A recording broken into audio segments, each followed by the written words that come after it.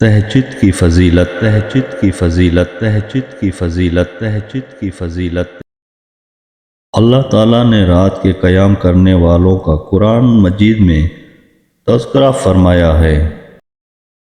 وہ رات کو برائے نام ہی سوتے ہیں اور سحری کے وقت استغفار کرتے ہیں۔ نیز فرمایا ان کے پہلو بستروں سے دور رہتے ہیں اور وہ اپنے رب کو خوف اور لالچ سے پکارتے ہیں۔ غوثیہ وظائف، غوثیہ وظائف، غوثیہ وظائف، غوثیہ وظائف۔ بسم اللہ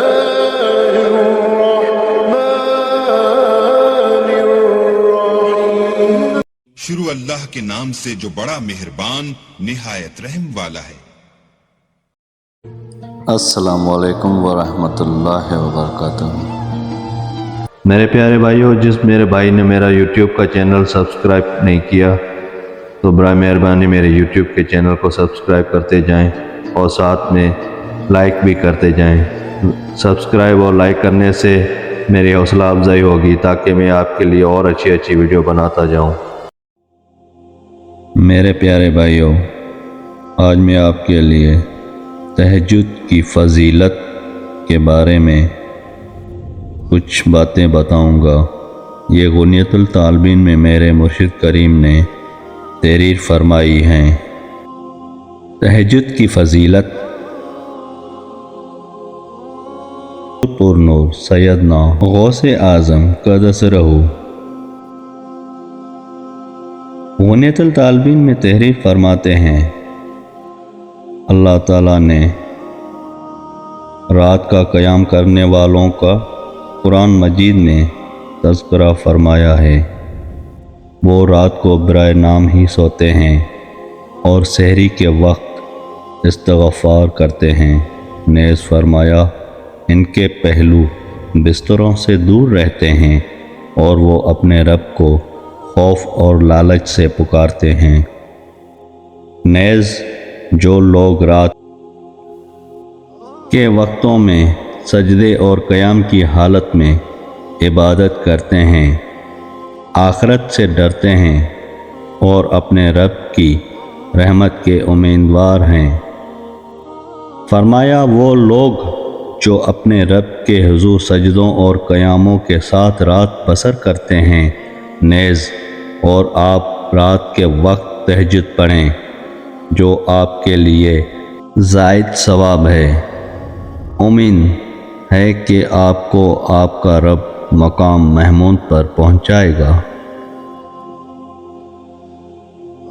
حدیث نبوی ہے، جب اللہ تعالیٰ روز قیامت ساری مخلوق کو جمع کرے گا تو ایک منادی اعلان کرے گا، وہ لوگ کھڑے ہو جائیں جن کے پہلو رات کے وقت بستروں سے الگ رہتے تھے اور وہ خوف و طمع سے اپنے رب سے دعائیں مانگتے تھے۔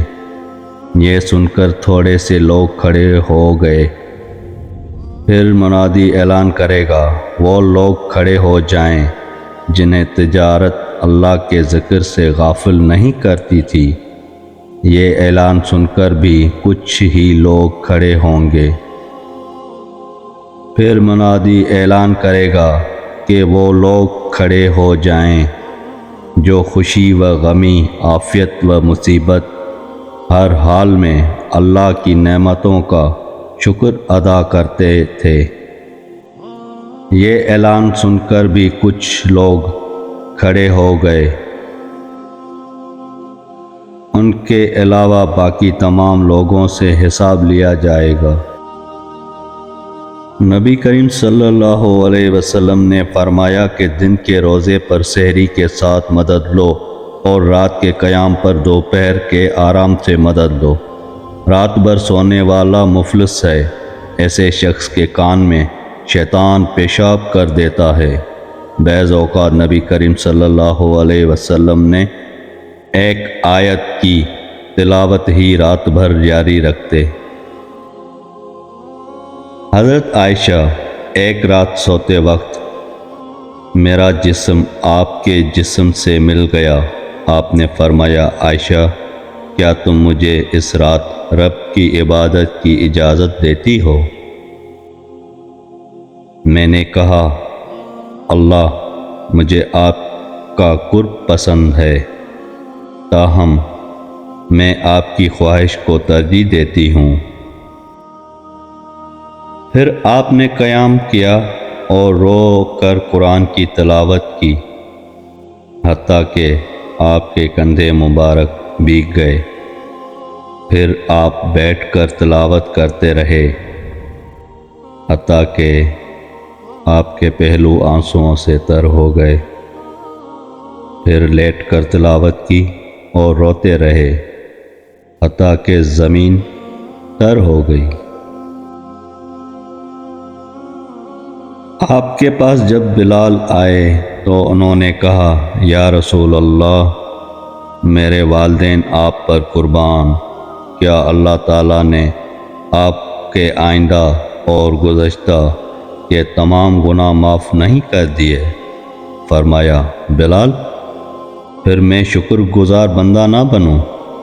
اللہ تعالیٰ نے مجھ پر اس رات یہ آیت نازل فرمائی ہے، آسمان و زمین کی پیدائش میں، دن رات کی گردش میں اہل عقل کے لیے نشانیاں ہیں، جو اللہ کا ذکر کھڑے بیٹھے اور لیٹے ہر حال میں بجا لاتے ہیں، اور وہ زمین و آسمان کی پیدائش پر غور و فکر کرتے ہیں اور کہتے ہیں اے ہمارے پروردگار، تو نے یہ سب کچھ باطل پیدا نہیں فرمایا، تو پاک ہے، ہمیں آگ کے عذاب سے نجات عطا فرما۔ حضرت عائشہ نبی کریم صلی اللہ علیہ وسلم کو کبھی بھی تہجد بیٹھ کر ادا کرتے ہوئے نہیں دیکھا، البتہ جب آپ بڑھاپے کو پہنچے تو بیٹھ کر پڑھ لیا کرتے۔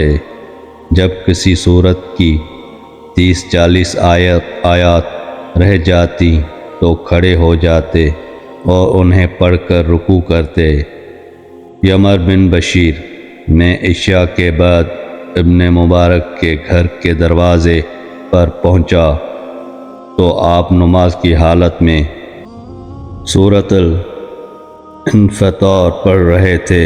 جب آپ یا ایھا الانسانو، اے انسان تجھے تیرے رب سے کس چیز نے غافل کر رکھا ہے، اس آیت پر پہنچے، اس کا تکرار کرتے رہے۔ میں دوبارہ صبح صادق سے کچھ پہلے آیا تو آپ اسی آیت کو دہرا رہے تھے۔ جب آپ کو خیال ہوا کہ صبح صادق کا وقت ہوا چاہتا ہے تو تلاوت موقوف فرما دی اور کہا تیرے علم اور میری جہالت نے دھوکے میں رکھا۔ میری واپسی پر آپ یہی فرماتے رہے۔ نبی کریم صلی اللہ علیہ وسلم کا ارشاد گرامی ہے، موسم سرما مومن کا موسم بہار ہے، اس میں دن چھوٹے ہوتے ہیں اور ایمان والے روزہ رکھتے ہیں، اور رات بڑی ہوتی ہے اور وہ قیام کرتے ہیں۔ ابن مسعود قرآن کی کارمی کو چاہیے کہ جب لوگ سو جائیں تو وہ قرآن کا مخصوص سے ساتھ تلاوت کرے، اور جب دن کے وقت لوگ کھاتے پیتے ہوں تو روزہ رکھے، جب لوگ خوش گپیوں میں مصروف ہوں تو عذاب الہی کے خوف سے روئے اور نیکی کرے، جب لوگ حلال و حرام کی تمیز نہ کرتے ہوں، جب لوگ متکبر ہوں تو یہ عاجز بن جائے، جب لوگ خوش ہوں تو وہ ندامت کا اظہار کرے، اور جب لوگ فضولیات سیکھتے ہوں تو خاموش رہے۔ میرے پیارے بھائیوں، جس میرے بھائی بہن کو یہ میرا عمل اچھا لگا تو برائے مہربانی میرا یوٹیوب کا چینل سبسکرائب اور لائک کر دیں۔ اللہ تعالیٰ آپ سب کو خوش رکھے، آباد رکھے۔ اللہ تعالیٰ آپ سب کے تمام صغیرہ اور کبیرہ گناہ معاف فرمائے۔ اللہ تعالیٰ آپ سب کی تمام پریشانیاں دور فرمائے۔ پھر ملیں گے کسی اچھے عمل کے ساتھ اگلی ویڈیو میں، تب تک کے لیے اللہ حافظ۔